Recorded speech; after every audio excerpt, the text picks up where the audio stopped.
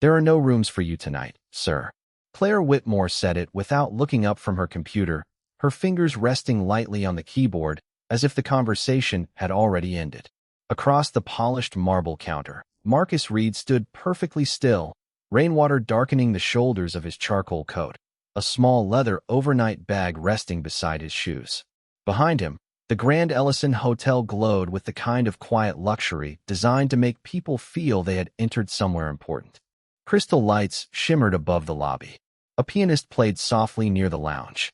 Outside, a cold Chicago rain streaked across the enormous glass doors while taxis rolled through the wet streets beyond. Everything inside suggested warmth, welcome, and impeccable service. Everything except the woman behind the desk. Marcus glanced toward the brass nameplate pinned neatly to her jacket. Claire Whitmore, front office manager. He had never met her before, but he knew the position well. He knew the desk she stood behind. He knew the Italian marble beneath her hands had been installed 18 months earlier. He even knew that 3 floors above them, room 1812 had a window latch maintenance had promised to replace before winter. But Claire knew none of that. To her, Marcus was simply a black man who had walked into an expensive hotel alone on a rainy Thursday night, without looking like someone she expected to see there. "That's strange," Marcus said quietly. Claire finally raised her eyes. "Excuse me. I said that's strange." His voice remained calm. No accusation. No anger. Just a sentence that made the young desk clerk standing several feet away glance toward him. His name was Ethan Cole, and until that moment he had been pretending to organize keycard sleeves. Claire gave Marcus a professional smile, but there was no warmth behind it. "I'm not sure what's strange about being sold out." Marcus looked briefly toward the computer screen angled away from him. "Nothing, if you're actually sold out." Claire's smile disappeared. Less than 2 minutes earlier, Marcus had watched a middle-aged white couple approach the same desk without a reservation. Their flight had been canceled, they explained. Claire had apologized for their inconvenience, checked the system, and found them a king room on the 14th floor. She had even offered complimentary breakfast vouchers. Marcus had waited patiently behind them. Then his turn came, and somehow every available room in the Grand Ellison had vanished. Ethan stopped moving the keycard sleeves. He had seen it too. Claire folded her hands. "Sir, I have already explained the situation." Marcus studied her face for a moment, then looked past her toward the lobby. Guests crossed beneath the warm lights, carrying shopping bags and umbrellas. A bellman rolled 2 suitcases toward the elevators. Somewhere near the bar, someone laughed. Nobody seemed to notice that something small and ugly was beginning at the front desk. "I'd like you to check one more time," Marcus said. Claire exhaled through her nose. "Checking again won't create a room." Ethan's eyes shifted toward the reservation monitor beside him. There were rooms. He knew there were rooms. Marcus noticed his expression. Claire noticed it too. "Ethan," she said sharply, without turning, "could you finish those key packets?" "Yes, ma'am." He lowered his eyes. Silence settled between Marcus and Claire. Not an empty silence.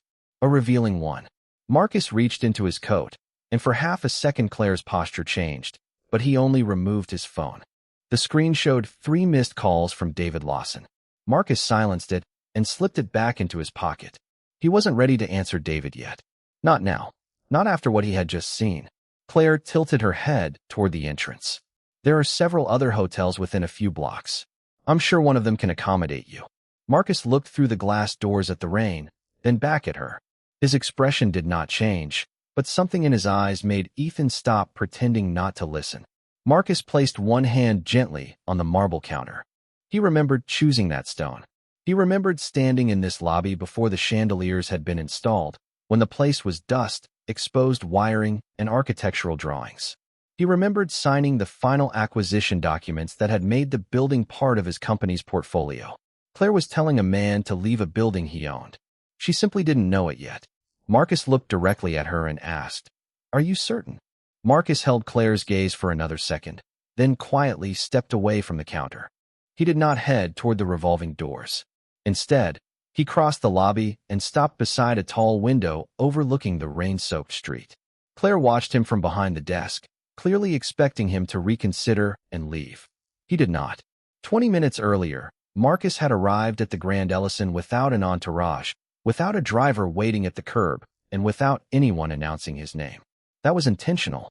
He had spent years learning that the clearest picture of an organization often appeared when nobody knew the person watching had authority. His charcoal coat was expensive but understated. His overnight bag showed years of careful use. There was no visible symbol suggesting that the man walking through the doors had any connection to the property beyond being another traveler seeking shelter from the Chicago rain. Yet from the moment Marcus entered, his eyes had been working. He noticed that the brass trim around the revolving doors had finally been replaced. He noticed the new arrangement of chairs near the fireplace. He noticed that the piano had been moved nearly 12 feet from where it had stood during his last visit. Most of all, he noticed the people. A bellman greeted an older couple with genuine warmth. A server carried coffee toward the lounge. 2 business travelers received directions from the concierge. Marcus observed the small interactions that financial reports could never capture. Numbers could tell him occupancy rates, operating margins, and average nightly revenue. They could not tell him how a guest felt standing at the front desk. Near the elevators, a discreet bronze plaque caught the light. Marcus slowed as he passed it. The inscription identified Reed Hospitality Holdings as the property owner, his own company. He did not stop long enough for anyone to notice. 3 years earlier, Marcus had approved the purchase of the building after months of negotiations.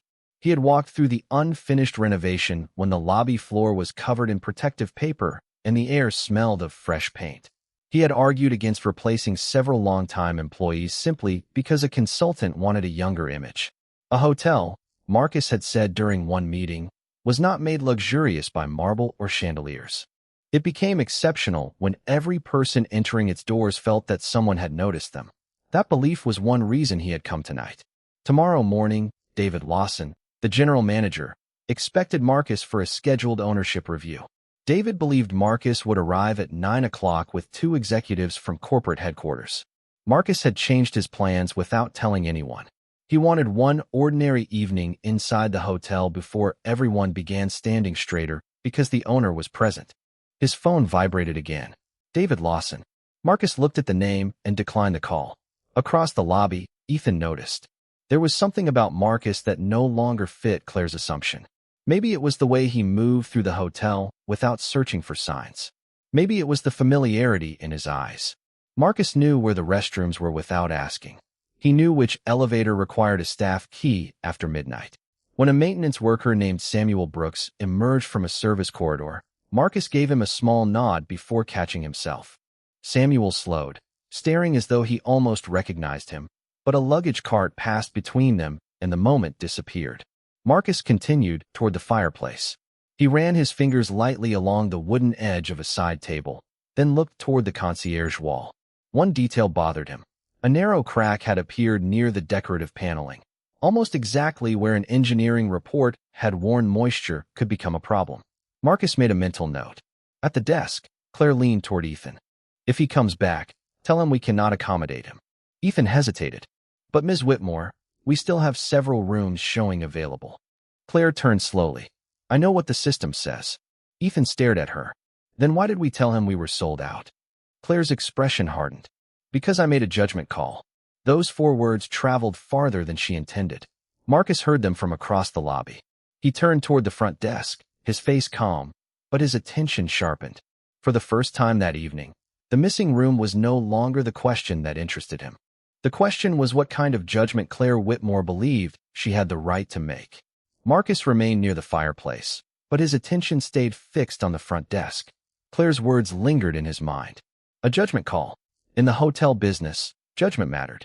Managers made hundreds of decisions every day, sometimes under pressure, sometimes with incomplete information. But Marcus had learned that the most revealing decisions were often the smallest ones, the choices people made when they believed nobody important was watching. He picked up his overnight bag and walked back toward the desk. Ethan saw him approaching and immediately straightened. Claire did not move. I would like to understand something, Marcus said. You told me there were no rooms available. Claire gave a controlled nod. That is correct. Marcus looked toward Ethan's monitor. And yet your system shows availability. Ethan's face tightened. Claire answered before he could speak. Availability on a screen does not guarantee that a room can be assigned. Marcus considered that. Fair enough. What would prevent one from being assigned? There are operational factors guests do not always understand. Her tone had become colder now, polished enough to sound professional, but sharp enough to close the conversation. Marcus nodded slowly. Then help me understand. Claire stared at him. Before she could answer, the revolving doors turned behind Marcus. A white couple in their early 60s hurried inside, shaking rain from their coats.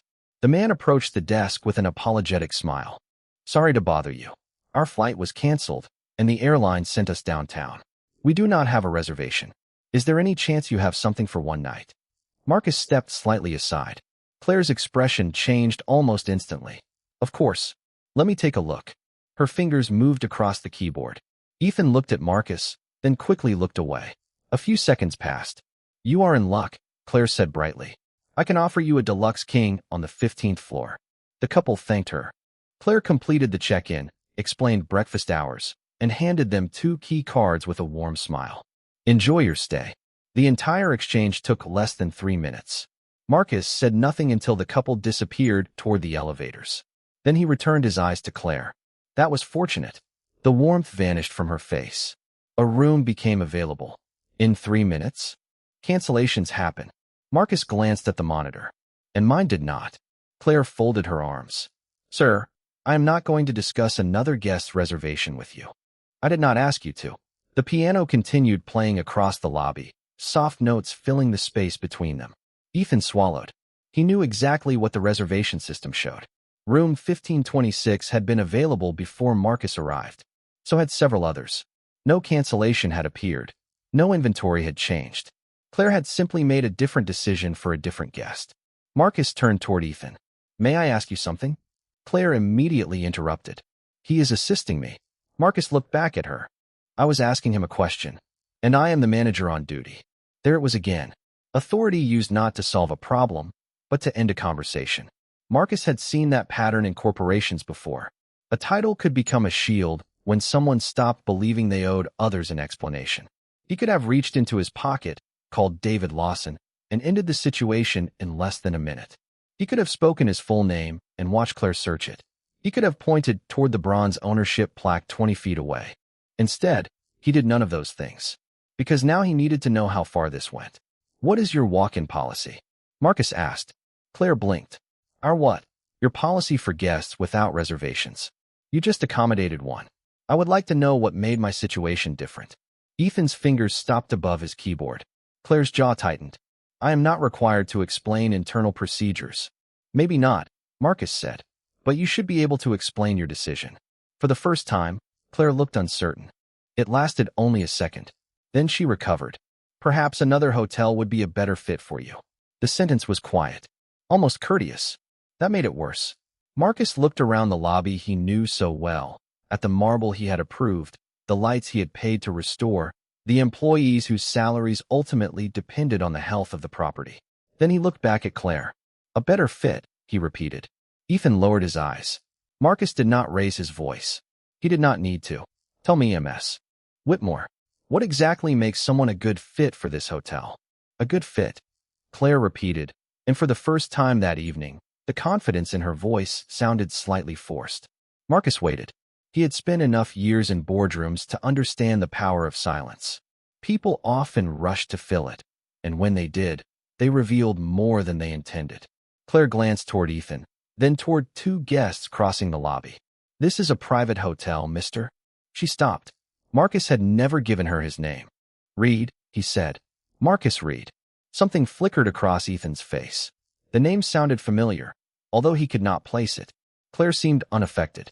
Mr. Reed, we maintain certain standards here. My responsibility is to protect the experience of our registered guests. Marcus nodded slowly. And my presence threatens their experience. That is not what I said. Then what did you say? Claire straightened the lapels of her jacket. I said another property might be more appropriate for your needs. You do not know my needs.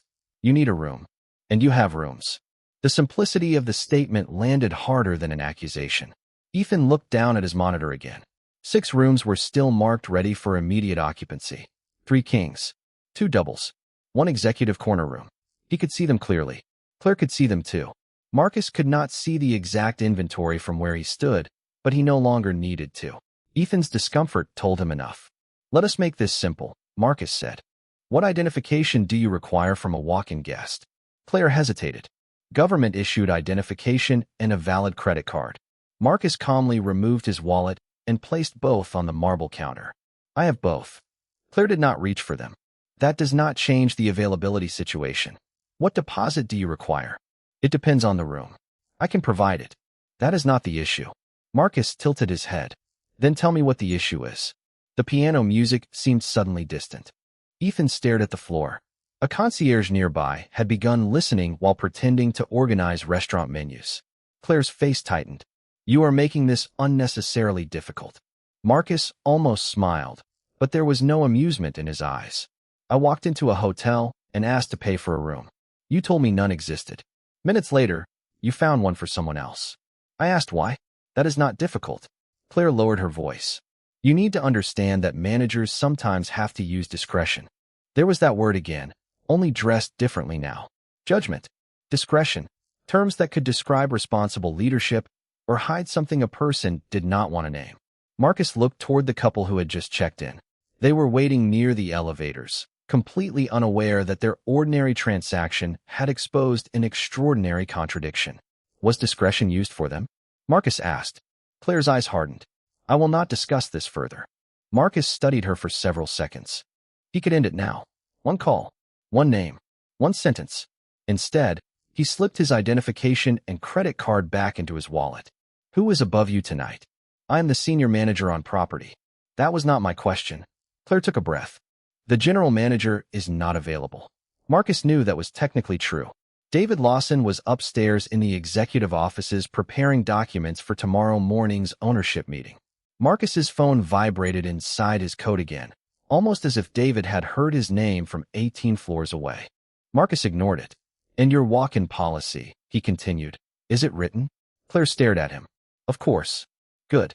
Then I would like to see it. Internal policies are not distributed to guests. Then perhaps you can explain the part that allowed one walk-in guest to receive a room while another was told the hotel was full. Ethan finally looked up. His expression had changed. The nervousness was still there, but something else had joined it. Conscience. Claire noticed. Ethan, go check the arrivals at the concierge desk.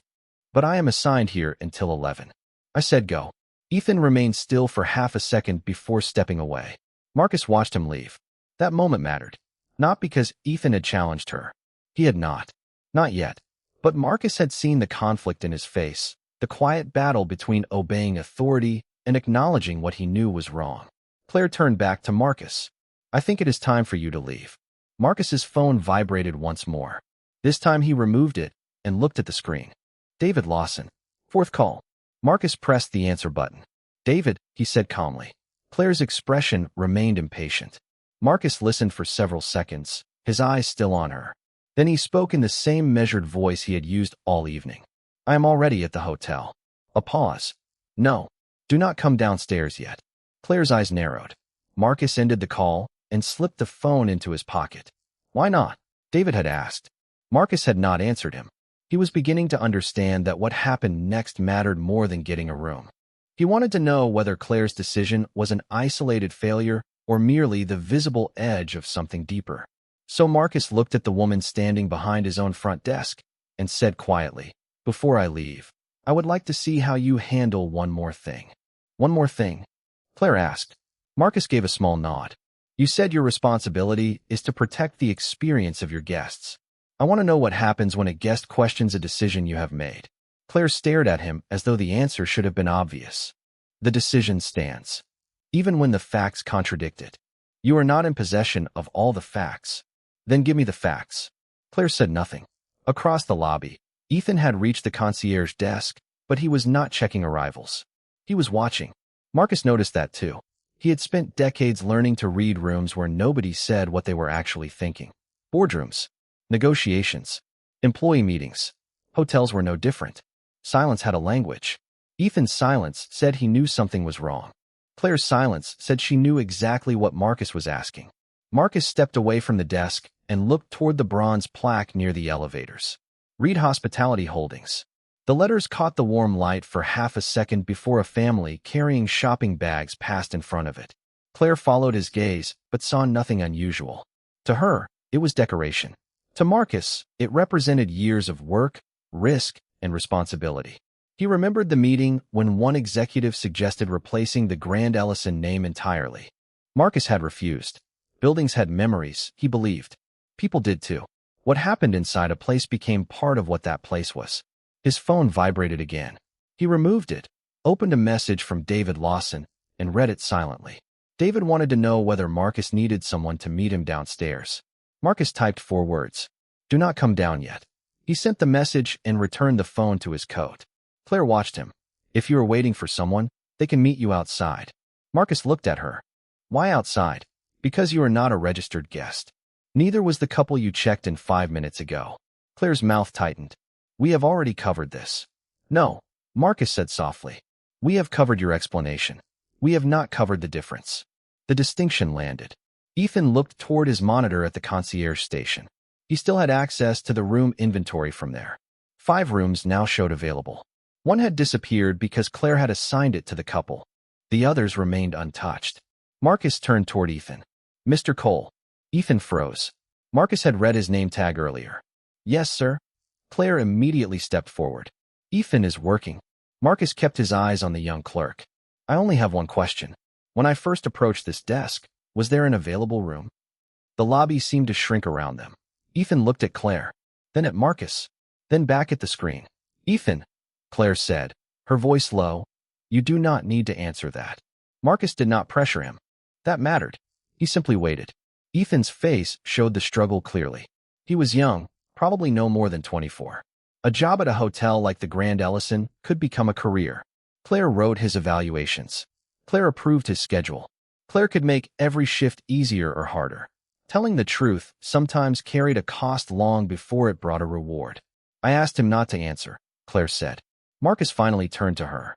"That tells me more than his answer would." Claire's professional mask slipped.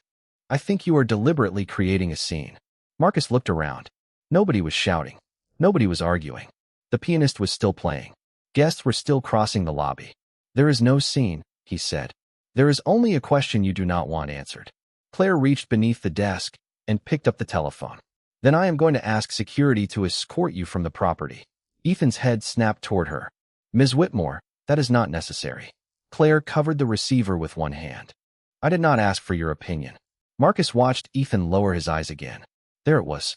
The second decision of the night. Not Claire's. Ethan's. He had recognized the truth, tried once to interrupt, then retreated when authority pushed back. Marcus felt no anger toward him, only disappointment. Systems rarely failed because every person inside them was cruel. Sometimes they failed because decent people became afraid of inconvenience, conflict, or consequence. Claire spoke quietly into the telephone. "Front desk. I need security in the lobby." She returned the receiver to its cradle. Marcus picked up his overnight bag. Claire seemed relieved, assuming he had finally decided to leave. Instead, he remained exactly where he was. "You could have called someone 20 minutes ago," she said. "Someone who could get you a room." Marcus thought of David waiting upstairs. "Yes," he said. "I could have." "Then why did you not?" Marcus looked toward Ethan, then toward the plaque carrying his company's name, and finally back at Claire. His voice was almost gentle. "Because I needed to know whether the room was the problem. Now I know it was not." The security call changed the air around the front desk. Nothing dramatic happened. No alarms sounded. No voices rose. Yet Marcus could feel attention shifting toward them. The concierge stopped rearranging menus. A bellman near the entrance glanced across the lobby. Ethan remained at his station, staring at the reservation screen as though the glowing rows of available rooms might somehow disappear if he waited long enough. Claire stood behind the marble counter with both hands folded in front of her. "Security will be here shortly," she said. Marcus nodded. "I heard you." His calmness unsettled her more than anger would have. She had expected frustration, perhaps an argument she could point to as proof that calling security had been necessary. Instead, Marcus simply stood there with his overnight bag beside him, composed enough to make the decision look increasingly difficult to justify. "You have been asked to leave," Claire said. "I understand. Then why are you still standing here?" Marcus looked toward Ethan. "Because there is one question I would like answered before I go." Claire sighed. "We are finished with questions." Marcus ignored the interruption. "Mr. Cole, look at me." Ethan slowly raised his eyes. When I first came to this desk, did you know there was a room available? The young clerk swallowed. Claire immediately spoke. Ethan, return to your work. Marcus did not move. You do not have to protect me, he told Ethan. And you do not have to protect her. Just decide whether you are willing to protect the truth. Ethan looked at the monitor again. 5 rooms remained available. The facts were sitting inches from his hands. He had watched Claire welcome the white couple. He had watched her refuse Marcus. He had heard her call it a judgment call. Now security was coming because Marcus had calmly asked why. Ethan opened his mouth, but no words came. Claire stepped between them. That is enough. Marcus looked at her. Is it? You are questioning my employee, disrupting my lobby, and refusing a direct request to leave. Your lobby? Marcus asked quietly. Claire paused. The hotel's lobby. Marcus gave a slight nod. That is more accurate. For a moment, something uncertain passed across her face. Before she could respond, 2 security employees appeared near the elevators. Their supervisor, Raymond Ellis, was a broad-shouldered black man in his early 50s with silver beginning to show at his temples. Beside him walked a younger officer named Daniel Price. They approached without urgency. Raymond looked first at Claire, then at Marcus. What seems to be the problem? Claire answered immediately. This gentleman was informed that we could not accommodate him. He has refused to leave and continues interfering with front desk operations. Raymond turned to Marcus. Sir, is that accurate? Marcus appreciated the question, not an assumption. A question. I was told there were no rooms, Marcus said. Then another walk-in guest was given one. I asked for an explanation. Raymond glanced toward Ethan. Ethan looked away. Claire folded her arms. The decision was mine. Was he threatening anyone? Raymond asked. No. Was he yelling? No, but that is not the point. Raymond's expression remained neutral. Did he damage anything? Claire's irritation became visible. Of course not. Marcus watched carefully. 3 questions. 3 answers. No threat. No disturbance. No damage. Yet security had still been summoned. Raymond turned toward Marcus. Sir, would you mind waiting near the seating area while I clarify what happened? Not at all. Claire stared at him. Raymond, I called you to escort him out. Raymond looked back at her. And I need to understand why before I do that. Silence. Marcus picked up his bag and walked toward the seating area without protest. As he passed Ethan, he stopped for only a second. You know there was a room available, do you not? Ethan's face went pale. Claire called his name sharply. This time Ethan did not look at her. Yes, he said. The word was barely louder than the piano, but everyone near the desk heard it. Claire froze. Ethan took a breath. There was a room available when Mr. Reed arrived. Marcus said nothing. He did not smile. He did not celebrate. Truth did not need applause. Claire stared at Ethan as if he had betrayed her, but Marcus saw something different. For the first time that night, the young clerk was standing straighter. Then a soft chime sounded across the lobby. The executive elevator had reached the ground floor. Marcus looked toward it. He knew who was likely behind those doors. Claire did not. The doors began to open. The executive elevator opened, and David Lawson stepped into the lobby with a leather portfolio tucked beneath one arm. He had removed his suit jacket, and his tie was slightly loosened after a long evening preparing financial reports for the ownership review scheduled the next morning. He took 2 steps toward the front desk before noticing the unusual gathering. Claire stood rigid behind the counter. Ethan looked as though he had just said something he could not take back. Raymond and Daniel remained nearby. Then David saw Marcus. He stopped. For one brief second, confusion crossed his face. It was followed immediately by recognition. Mr. Reed, the name carried through the lobby with surprising clarity. Claire turned toward David. Marcus remained beside the seating area, one hand resting on the handle of his overnight bag. David approached quickly. I have been calling you. We were expecting you tomorrow morning. Marcus nodded. I changed my schedule. David looked around again. Is everything all right? Nobody answered. The piano continued softly near the lounge, but the space around the front desk had become completely still. David looked at Claire. What happened? Claire recovered first. There was a misunderstanding with this gentleman. Marcus watched her carefully. 10 minutes earlier, he had been a problem. Now he was a gentleman. What kind of misunderstanding? David asked. Claire glanced toward Marcus. Mr. Reed requested a room, and there was some confusion regarding availability. Ethan looked down. Raymond's expression tightened slightly. Marcus said nothing. David frowned. Why would there be confusion? We have rooms available tonight. Claire's face lost a little color. There were operational considerations. David looked toward Ethan. Ethan hesitated, but he had already crossed the hardest line. He had told the truth once. The second time came easier. There were rooms available when Mr. Reed arrived, sir. David turned back to Claire. Then why was he not checked in? Claire opened her mouth, but no answer came.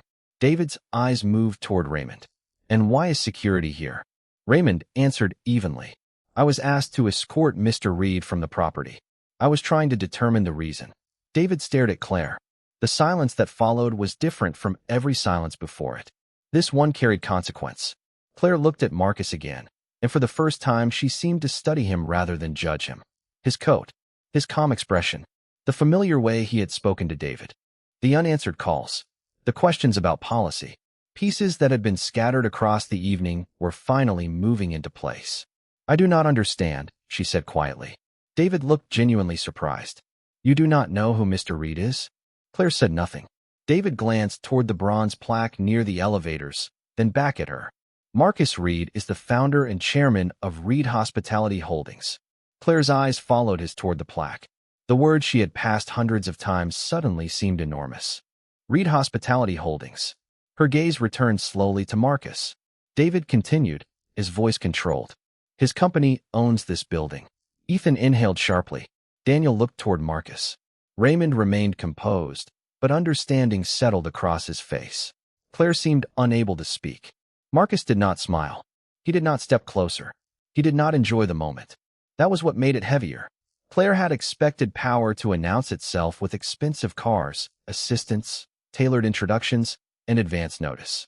Instead, it had walked through the rain carrying one worn leather bag and asked politely for a room. Mr. Reed, Claire finally said, if I had known. Marcus raised one hand gently, stopping her. Known what? Claire froze. Who you were. Marcus looked at her for several seconds. That is exactly the problem. The words were quiet, but Ethan felt them more strongly than if Marcus had shouted. David lowered his portfolio. Claire's eyes moved toward the floor. Marcus continued. If knowing my name would have changed your decision, then your decision was never about room availability. Claire tried to respond. I can explain. You will have that opportunity. Marcus turned toward David. But not here, and not like this. David nodded. Of course. I will handle it immediately. No. David paused. Marcus looked toward the front desk, then toward Ethan and Raymond. Nobody is being fired tonight. Claire looked up, startled. I do not want a reaction, Marcus said. I want facts. He turned back to David. Preserve tonight's reservation logs. Preserve the front desk records. Preserve guest complaints from the last 12 months. David's expression changed. He understood immediately that Marcus was looking beyond a single incident. All of them. All of them. Claire's face tightened. Marcus looked toward the bronze plaque one final time. Ownership had answered one question, but it had opened another. I came here expecting to inspect a hotel, he said. Now I think I need to inspect a culture. By 11:30 that night, the executive conference room on the 18th floor no longer looked prepared for a routine ownership meeting. The polished walnut table was covered with printed reports, reservation records, guest service notes, and complaint summaries. David sat at one end with his laptop open while Marcus stood near the windows overlooking downtown Chicago. Rain still traced silver lines down the glass. Far below, headlights moved through the streets like slow rivers of white and red. Claire sat several chairs away, silent now, her confidence replaced by the uncomfortable awareness that the evening had become much larger than one denied room. Ethan and Raymond had each provided a written account of what they witnessed. Marcus had asked for facts, and facts were beginning to arrive.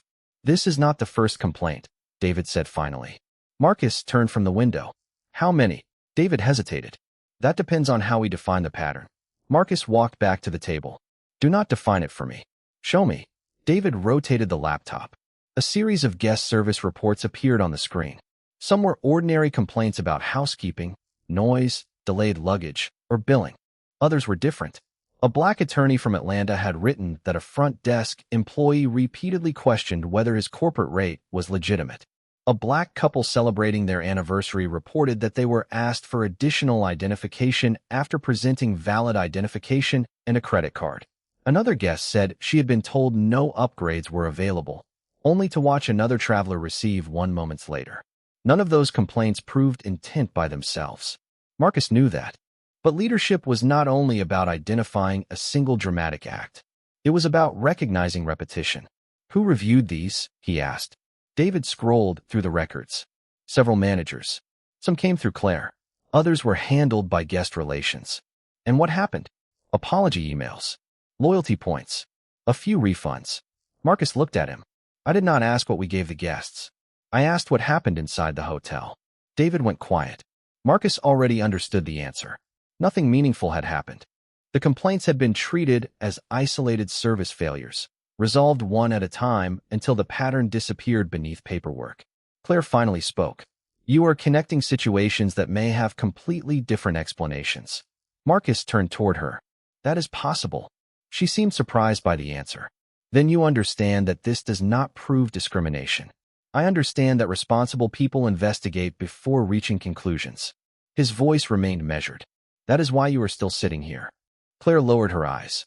Marcus looked back at the screen. He had expected anger to arrive once he saw the records. Instead, he felt something heavier. Disappointment. A company could publish values on a website, print them in employee handbooks, and repeat them during training. None of it mattered if the people responsible for protecting those values learned to file uncomfortable truths under customer service and move on. David opened another folder. There is more. Several internal messages appeared. One concerned a complaint from 6 months earlier. A supervisor had recommended reviewing front desk decision patterns. The recommendation had never advanced. Another message described concerns from an employee who believed certain guests were receiving more scrutiny during walk-in bookings. Marcus leaned closer. Who wrote that? David checked the record. Ethan. Across the table, Ethan looked startled. I sent it after my first month here, he said. I never heard anything back. Marcus looked at him. Why did you stop asking? Ethan struggled for an answer. I needed the job. I thought maybe I was reading too much into things. Then everyone kept acting like it was normal. Marcus nodded slowly. There was no accusation in his expression. That is how normal gets created. The room became silent. Claire looked toward Ethan, then away. Marcus turned to David. Tomorrow's ownership review is canceled. David stiffened. Canceled? The financial review is canceled. We have a different review now. Marcus began gathering the complaint summaries into a single stack. I want an independent examination of guest treatment, reservation decisions, complaint handling, and management responses. Nobody deletes anything. Nobody edits anything. Nobody pressures employees about what they remember. David nodded. Understood. Claire looked at Marcus. And what happens to me? Marcus stopped. Everyone waited for the answer. That depends on what the facts show, he said. You expected me to punish you tonight because now you know I have the power to do it. But this cannot be about whether I am angry. He placed the reports on the table. It has to be about whether people were treated differently, whether employees knew it, and whether management ignored it. Claire's eyes moved toward the documents. For the first time, she was not looking at Marcus as the owner. She was looking at the evidence. Marcus returned to the window. Downstairs, the lobby was probably quiet again. New guests would arrive in the morning knowing nothing about what had happened. That thought stayed with him. I was lucky, Marcus said. David looked up. Lucky? Marcus nodded. I could make people listen because my name is on the building. The people in these complaints did not have that advantage. He turned back toward the table. So tomorrow, we find out what happened when nobody important was watching. By sunrise, the rain had stopped.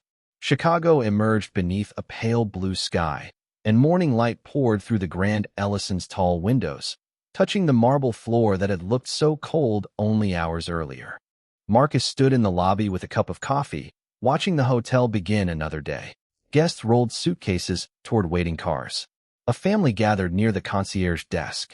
Someone laughed beside the elevators. To nearly everyone passing through, it was an ordinary morning. Marcus knew differently. During the weeks that followed, the independent review examined reservation records, complaint histories, employee statements, and management decisions. The findings did not reduce what happened to one uncomfortable encounter. They revealed a pattern of inconsistent treatment, warnings that had been minimized, and concerns that had been answered with apologies instead of meaningful examination. Some decisions could be explained. Others could not. and several employees admitted they had noticed differences in how certain guests were treated, but had convinced themselves that speaking up would change nothing. Marcus refused to let the review become a search for one convenient villain. Accountability, he believed, meant examining the choices of individuals and the systems that allowed those choices to continue. David Lawson accepted responsibility for failing to recognize the pattern sooner. New procedures were established, so complaints involving unequal treatment could not simply disappear into routine customer service files. Reservation decisions that departed from written policy would require documentation. Employees received new training built around consistent standards, respectful communication, and the responsibility to report concerns without fear of retaliation. Ethan was invited into the working group that redesigned the reporting process. He almost declined. Then he remembered the night Marcus had asked him a simple question and how difficult one truthful word had felt. He accepted. Claire's case was handled through the same process Marcus demanded for everyone else. No public humiliation. No dramatic announcement. No punishment designed for applause. The review concluded that several of her decisions had violated hotel standards and that she had failed to provide legitimate explanations for inconsistent treatment. She was removed from her management position and later left the property. Before leaving, she requested a private conversation with Marcus. They met in the same lobby where everything had begun. Claire looked toward the front desk before speaking. "I keep thinking about what I said that night." Marcus waited. "If I had known who you were." She shook her head. "I thought I was apologizing." "You were explaining," Marcus said. Claire looked at him. "Explaining what?" "That my identity would have changed how you treated me." The words were not cruel. That made them harder to avoid. Claire lowered her eyes. "I understand that now." Marcus studied her for a moment. "Understanding matters if it changes what you do when nobody is there to correct you." Claire nodded, then quietly left through the revolving doors. Months later, Marcus returned to the Grand Ellison without warning. He wore the same charcoal coat. He carried the same leather bag. This time, a new employee stood behind the desk, someone Marcus had never met. A young black couple arrived just before him, tired from a delayed flight and worried because they had no reservation. The employee smiled, checked the system, and said, "Let me see what I can find for you." Marcus watched quietly. A room was available. They received it. No suspicious questions. No invented obstacles. No need to prove that they belonged. When Marcus reached the desk, the employee greeted him with exactly the same warmth. That was the moment he had been waiting for. Not an apology. Not a resignation. Not the satisfaction of watching someone's authority disappear. Change. David approached from across the lobby and smiled when he recognized him. "Mr. Reed, you could have told us you were coming." Marcus glanced toward the young couple entering the elevator. "Then I would not know what happens when you are not expecting me." David followed his gaze and understood. Near the elevators, the bronze plaque still carried the name Reed Hospitality Holdings. Marcus looked at it for a moment before turning away. Ownership had given him the power to force the hotel to listen, but ownership had never been the moral center of what happened. If Marcus had been a teacher, a mechanic, a delivery driver, or a man counting the last dollars in his checking account, the answer at that front desk should have been based on the same facts and the same rules. His dignity could not depend on the company named on a plaque. Marcus walked toward the elevators, then stopped and looked back at the employees gathered for the morning shift. "Remember something," he said. "If knowing my name changes how you treat me, then you still have not understood what happened here." The lobby became quiet. Marcus looked toward the doors where, months earlier, he had been told another hotel might suit him better. "I owned this building before I walked through those doors," he said. "But I should not have needed to own anything to be treated like I belonged." Then he stepped into the elevator, leaving behind a truth larger than the hotel itself. Real respect begins before you know someone's title, wealth, connections, or power. Justice begins when dignity is offered without requiring proof that a person is important.